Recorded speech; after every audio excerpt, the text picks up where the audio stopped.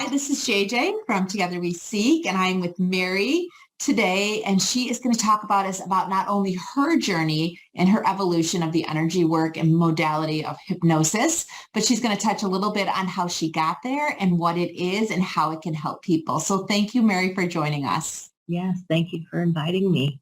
Well, great. So jump in. Tell us a little bit about what your work is, and then we'll dive back into how did you get into this? Sure. Well, my work is a fascinating work. It's harnessing the power of our subconscious minds. And our minds are this amazing resource that is tapping into hypnosis is actually tapping into the storehouse of our experiences, of our belief systems, of the way that our physiology works. And so by guiding someone into a state of relaxation, a trance actually is a great access to the storehouse within us. And being able to harness the power of our minds, we can create positive change. We can shift fears, phobias, any feelings of brokenness, any feelings of not being able to move forward in life or feel our worthiness. Just really attending to ourselves in a gentle, loving, but really dynamic way. Yeah. So tell us, so right away when I hear that, if I didn't do it before in my past, I'd be like, well, that seems a little scary. So tell us a little bit about the difference between the conscious and the subconscious mind. Well, the conscious mind, of course, is something that we constantly are aware of in our waking state. We have kind of an inner judge. Our conscious mind helps us negotiate life, focus, make decisions, make conscious choices. It's something that we're aware of as we think things through, strategize. But there's the subconscious mind, which gives us kind of triggering us to respond to life, whether we're afraid of something, whether we feel safe, whether we feel confident, whether we feel self-assured, whether we feel curious, or whether we want to hold ourselves back or move ourselves forward, really propel ourselves confidently forward, or even using a sense of maybe uncertainty but fearlessness. And our subconscious mind holds the power of the cause and the cure. This is my favorite part. The cause and the cure of any kind of discord is housed in our subconscious minds. So that's why we want to go there. And I know our culture does make it seem like our subconscious minds are this scary kind of cavern. Let's not go there. Don't look too deeply because you'll feel sadness. You'll feel any kind of unfinished business that is actually coming up for healing in a hypnosis session. So I really like to help people try to feel as safe as they can and as brave as they can. And in feeling brave, you're able to be more kind, relaxed, open, kind of like becoming your best friend. And sometimes I call it communing with yourself. So let's come and have more of an inner inquiry to see what in the world is going on in there that's, rocking your world and taking you off center. Or maybe there's parts of you that you feel like you can really soar. And you want to be able to really capitalize on the goodness of who you are, or capitalize on any successes you've had, and then grow that and cause that to blossom even more. But sometimes our limiting beliefs will undermine us and cause us to think that we're not as capable as we really, really are. So that's why I love to use hypnotherapy to help people get to know themselves more and to attend to anything that needs some healing and needs some love and needs some kind of literal transformation, which happens physiologically and chemicalogically in the body, which really frees you up to be your best self, which frees you up for forgiveness, which is a major component of what I help people do, is forgive themselves, forgive others, and really come to peace with whatever it is that is calling to you. And sometimes you're called to step into something that really scares you, but it's a dream you have and you can't figure out how in the world you can manifest it, but that's a calling to address it. Or maybe you keep generating the same circumstances in your life that causes you depression or anxiety, or it's a downer. And so I really encourage you to embrace it. What is it that's really kind of eating away at you? And let's explore that through the process of hypnosis. And it's an inside job. That's what I love about it. It's not something that I do to you, but I partner with you. I love that. And I want to talk a little bit about what that looks like. But before we jump into that, can you tell us a little bit about how hypnosis found you? Well, I was a civil engineering draftsman for 11 years. And I decided after going to a meeting, an engineering meeting, that I really wanted to help people. I wanted to be more interconnected with people and their minds.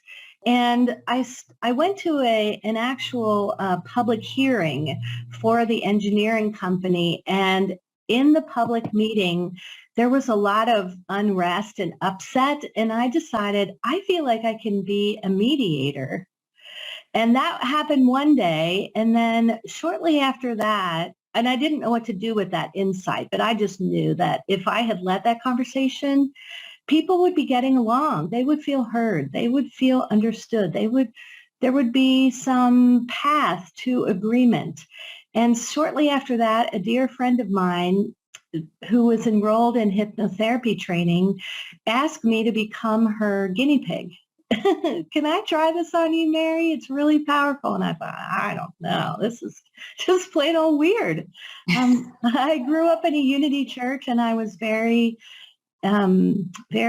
aware of spiritual practices and all kinds of healing modalities. But even with hypnotherapy, it seemed a little questionable. But I really cared about her, and I let her use hypnotherapy with me, and I was so overtaken by the power and the ease of it. I had done some traditional therapy and was moving right along with that, but at the same time I thought, no, this is taking a long time, and I'm not really getting to the root cause of wherever I kind of already lost myself. But with the use of hypnotherapy and her guidance and her partnering up with me, I felt like this is something that is so beneficial. And I just decided to enroll in the school and do the training and practice it. And I honestly feel like it's my ministry. It's kind of my lay ministry. I don't often admit that or share that, but well, I'm very authentic, and here I said it. So I love to help dispel the myths of hypnotherapy too. I'm not going to help you, make you cluck like a chicken or bark like a dog or do anything against your will. I'm actually going to help you do things in alignment with your will or even a higher will. So it's a lot about surrendering and accepting yourself and whatever's there, even if it's rage or trauma or drama or whatever's there. I get so excited to see, what's lurking beneath the surface of our niceness or even our fear or our discombobulatedness.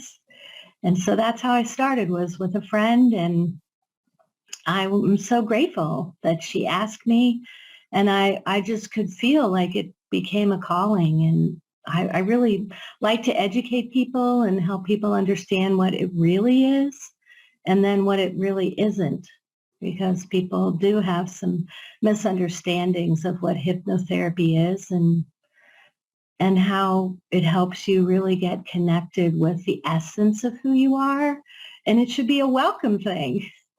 It's like check in with who I really am and all of the dimensions of who I am to be able to kind of bring yourself together in a more united fashion. Sometimes I liken it to how the Wizard of Oz is, they all lock arms and they say, we're off to see the wizard, and it's a united front. And so I like to make it very genuine and very authentic so you can unite with different aspects of yourself. And that's really I love important. that. And sometimes we have a push me, pull you, and we have that inner struggle and we keep ourselves safe. And sometimes life is more boring, and we wonder why we can't have the joy that we innately are able to create. So I get excited about busting down barriers. And even though I use the word busting, it sounds like it's scary, but I'm very soft and gentle. And then there are times I can be very, very dynamic and really kind of fierce for the purpose of helping you break free from this old version of yourself. And I still constantly use it for myself. My friends will tell you that, and my mom here on the call today, she'll tell you that it's a good thing that Mary is gifted in this way, and it's such a rewarding thing to do is help people, get to know themselves and even fall in love with themselves. Really? I love that. Why not? Because then you can do all kinds of stuff. Yeah, when you believe you're the light, and that when you do that work from the inside out, I really do think it just creates such a different viewpoint of how you're showing up in the world, which I love. And I just think having a partner to help you work through some of those things is so helpful, because so many of us have things very deep that started when we were a child that we still haven't been able to let go of, but still define our self-worth. And I see a lot with women and perfectionism really getting the best of them. And a lot of times that is really allowing them to sort of overlook all the things they do have to offer because they're so focused on that next thing and getting it so right. So I'm going to open up for questions because we have some amazing people on the line. And so if you have questions, you can get those ready. But tell me, Mary, did you see glimpses of your life's work earlier on in your life? I feel like I did. I was always surprised that I was in a male-dominated, profession, engineering, but I didn't feel uncomfortable there. I loved it. And I think it's the power that engineers have to build things and create things and affect the world. And these men were actually very empowered and respectful. So I know that there are some male-dominated, different arenas that aren't very inviting to women, but I knew that I felt like they empowered me, and they really encouraged me and believed in me. And once I felt more confident in that arena, I began to think, what do I really want to do? Maybe I can help people re-engineer their minds. Maybe I can help people in myself re-engineer my life so that I'm more in alignment with my gifts, my passion, my purpose, my desires. And I think going to Unity Church, New Thought Unity Center in Cincinnati, it really helped shape me as a woman, a spiritual woman, but yet very grounded and very rooted in practical spirituality. And I could feel like I felt more at home in that environment, but I didn't want anything too airy-fairy. I wanted to be able to be someone that could show up and help people, help. And we all say, I want to make a difference. I want to make a difference. And I know I sound kind of cheerful today, because I'm excited. I love this stuff. But I can also be very soft and because my clients are very vulnerable. And they're scared, they're hurt, they're mad, they're angry, they're injured, they're wounded, they're blaming, they're victims sometimes. And I really find that this work helps each person, find the beauty within them and find the power and the essence of who they are, the beauty of who they are, the dynamicness and the uniqueness of who they are.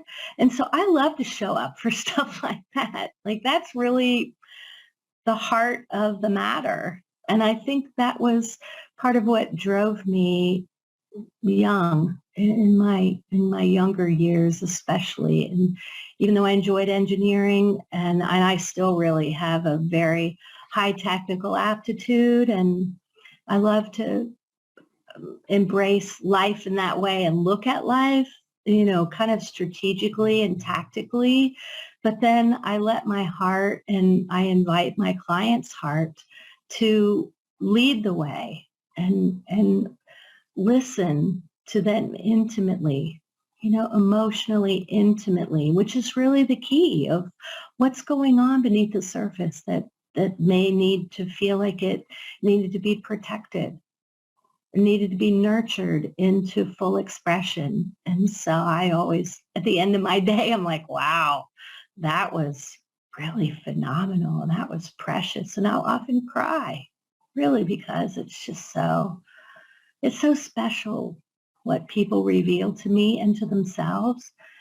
And they're tired of feeling held back or tired of being confused or minimized even by themselves or by our culture or by someone that supposedly cares about them, that's trying to keep them safe. So, I feel like I was kind of wired that way, and I'm glad I found this because I'm very much a free spirit, and it's unusual that I would stay with this career for 29 years. And I know for sure I've done it because the power of the human spirit is something to revel at and something to respect and admire.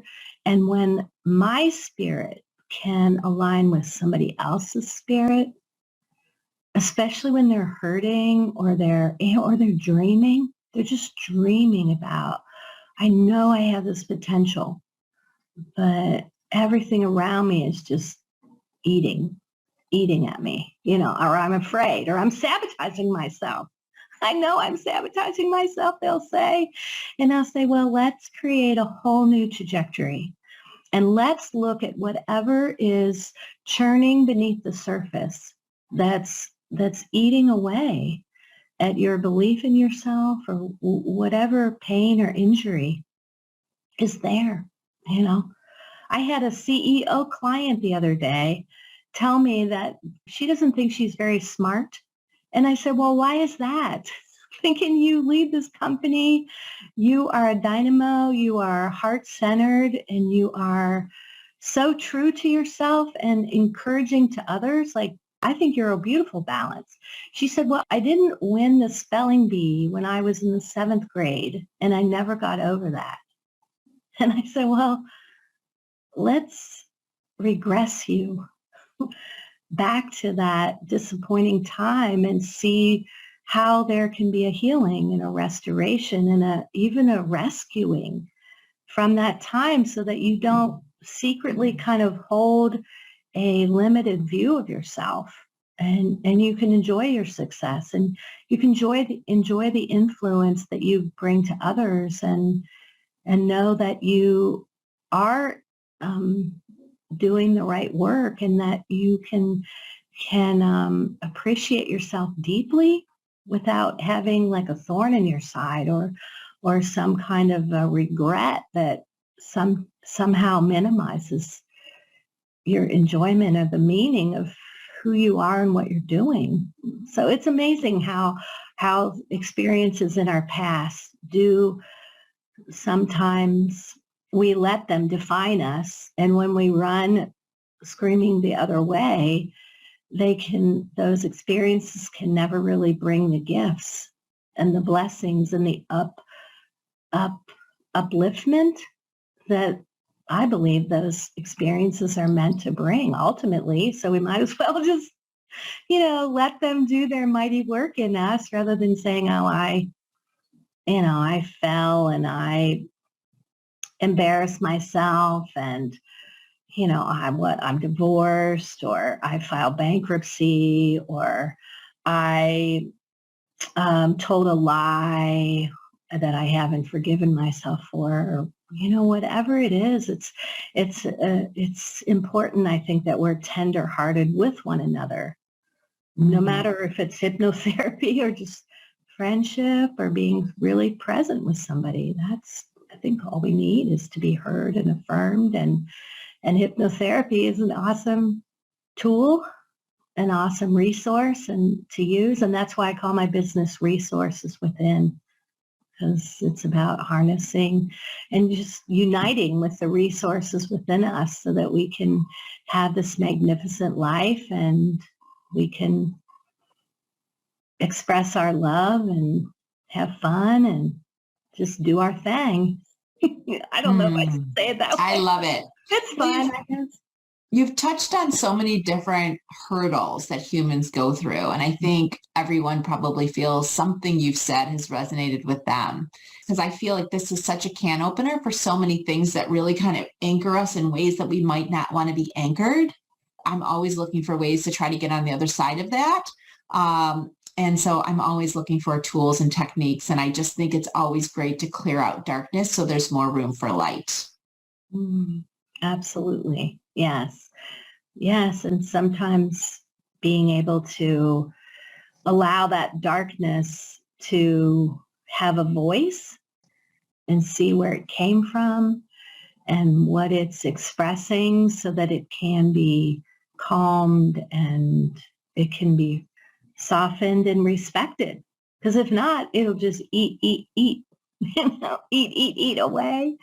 And then it can turn into having a real agenda and even a personality or some kind of sassiness that just doesn't feel good. So I like to say, come as you are and let's see what's lurking there in the darkness so that it can be transformed and transmuted and welcomed into the fullness of your body. Because our bodies know how to heal themselves. Our bodies really do. Even if you go into an inner war, our bodies really do know how to reconcile a gigantic mess, a ginormous mess. Our bodies know how to allow and surrender to it.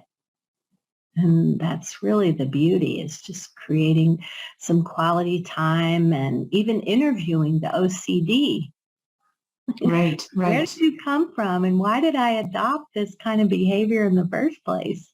What was I trying to do to try to take care of myself that caused my brain to function in this manner? And how can I get the gift of whatever the inner cry is for, being obsessive about something and just obsessing. It can sometimes mean that you don't trust yourself. Like you just want to keep going at it. And being obsessive about something could mean, as you mentioned earlier, the perfectionism. And so there's some beauty in being able to just embrace yourself and say, I am good enough. I'm more than good enough. I'm not perfect, but I'm perfectly imperfect.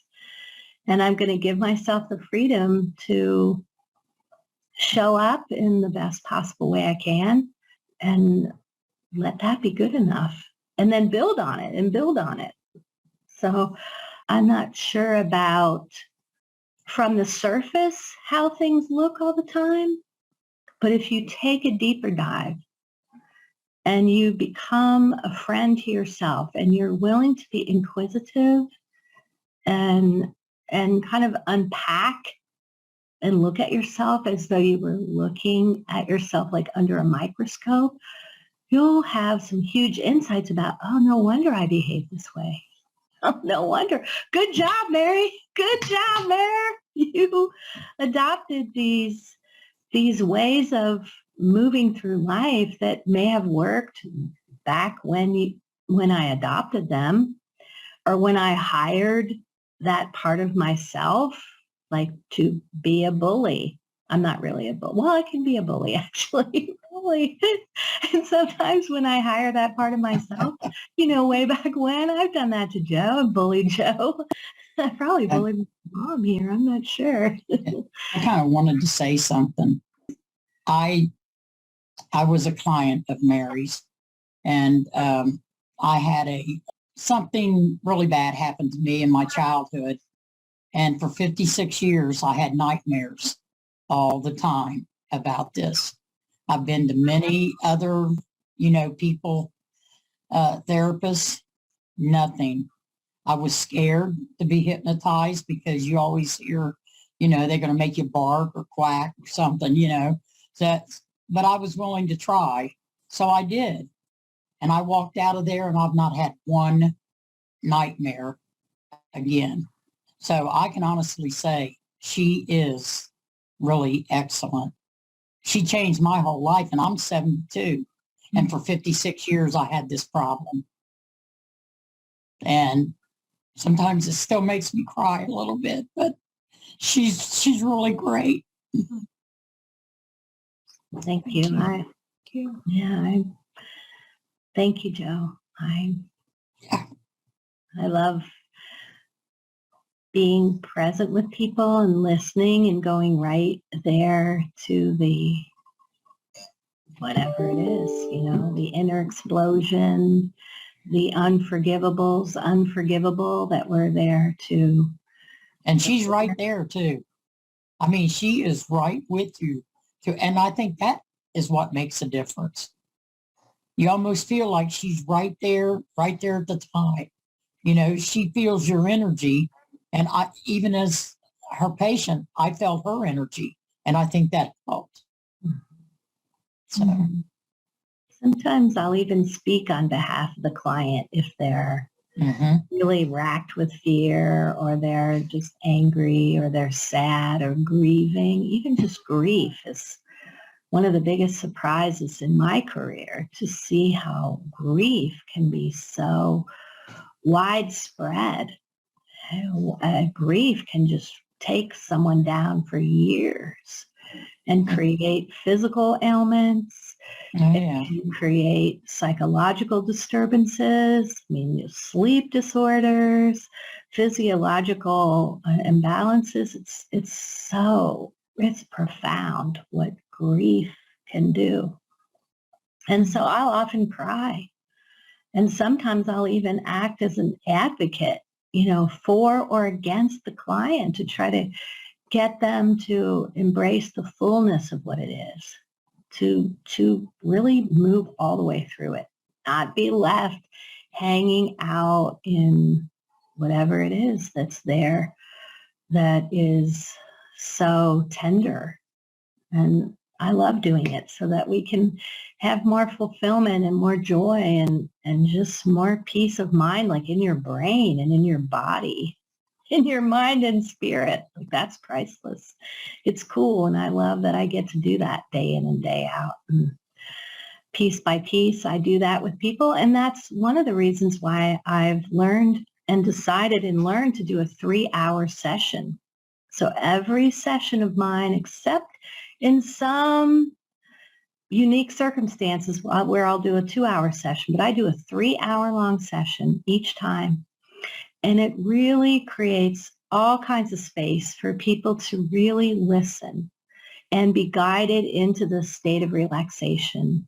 It'll be a light to medium trance that's proven to be more therapeutically beneficial than a really deep trance, because in a deep trance, you would be more under my control. And I really want to help you get back under your own control. And so with a longer session, it's never rushed, which sometimes therapy can be pieced together over months or years.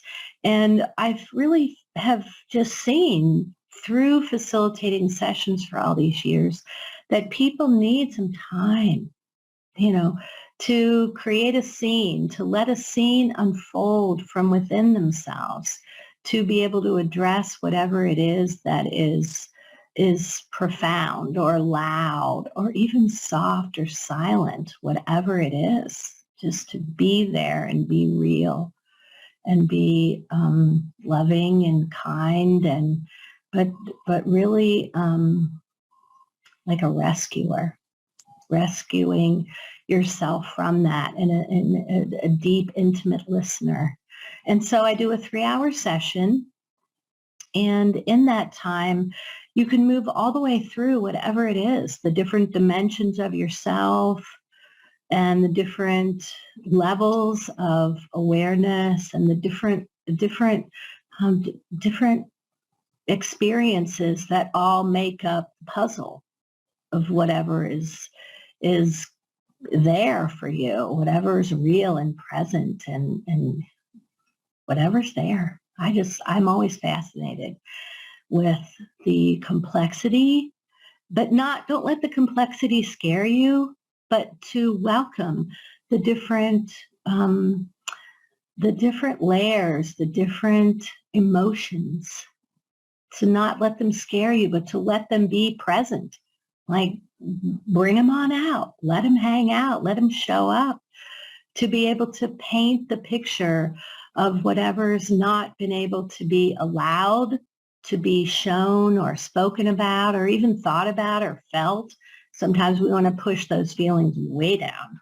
we want to minimize those suckers like there's no tomorrow.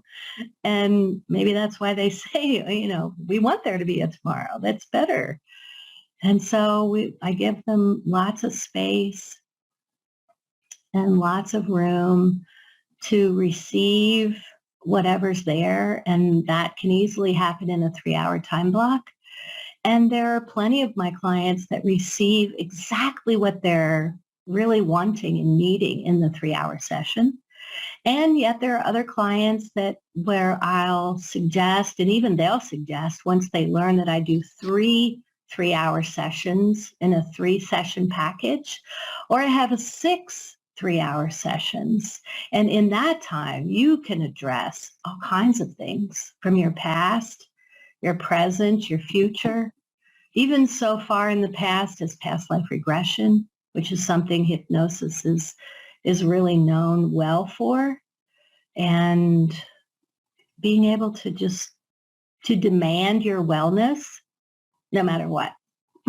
That's like over and tired of this less than-ness, and just give yourself lots of room and respect yourself in such a highly effective way that you can receive whatever's there, and Mary, this is with beautiful. as little judgment as possible, or go ahead and judge yourself. It's never fun, but I'll help you move through that.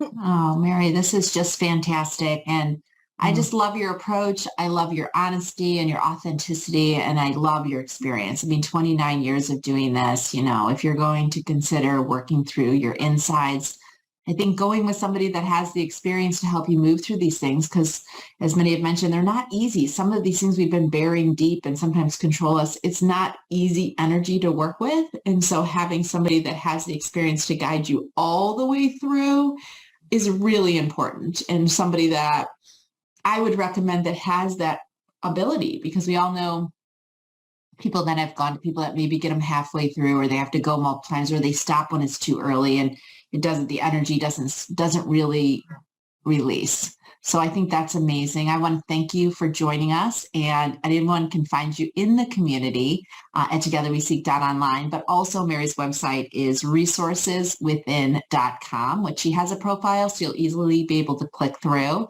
So I just want to thank you so much, Mary, once again for joining us, sharing your wisdom, your journey, and your work. Thank you. Bless you all.